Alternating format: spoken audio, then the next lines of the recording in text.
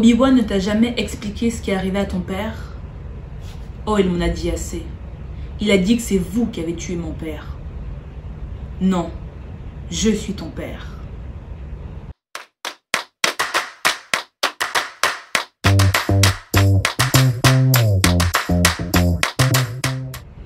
Bonjour, je m'appelle Anna et aujourd'hui, je vais vous parler du dialogue. Tout d'abord, le dialogue, ça sert à quoi? Ils servent à informer sur l'action, à faire progresser le récit ou à accélérer l'intrigue. Par exemple, dépêche-toi, on va rater le train. Ils servent également à peindre le caractère ou les sentiments d'un personnage.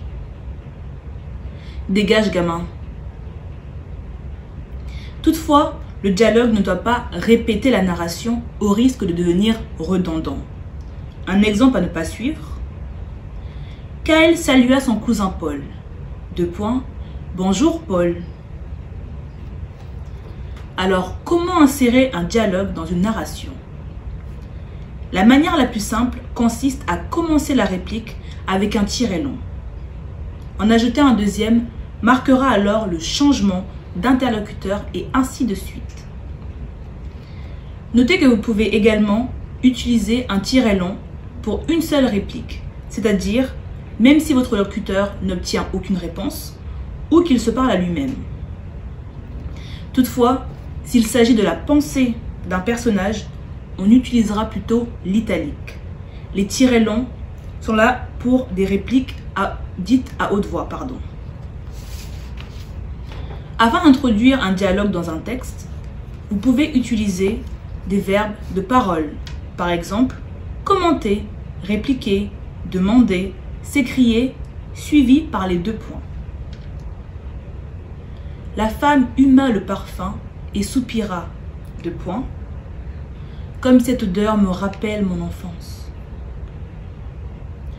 Vous pouvez également intégrer une incise, soit une proposition qu'on introduit à l'intérieur ou à la fin d'une autre proposition afin de signaler qu'on rapporte les paroles ou les pensées d'une personne. Pour reprendre l'exemple précédent, comme cette odeur me rappelle mon enfance. Et comment renchérit son frère? J'en ai la larme à l'œil. N'oubliez surtout pas de contextualiser vos répliques.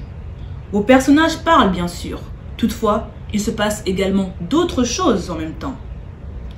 Est-ce qu'ils marchent, manipulent leur téléphone, admirent le paysage?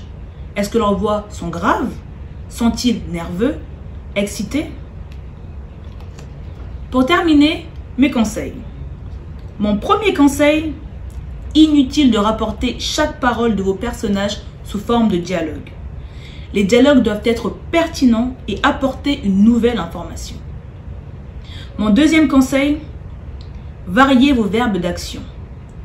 Quelques clics sur Internet et vous trouverez des listes et des listes de verbes pour remplacer, dire, répondre afin d'enrichir votre texte. Mon troisième conseil, variez l'utilisation des incises. Et mon dernier, amusez-vous.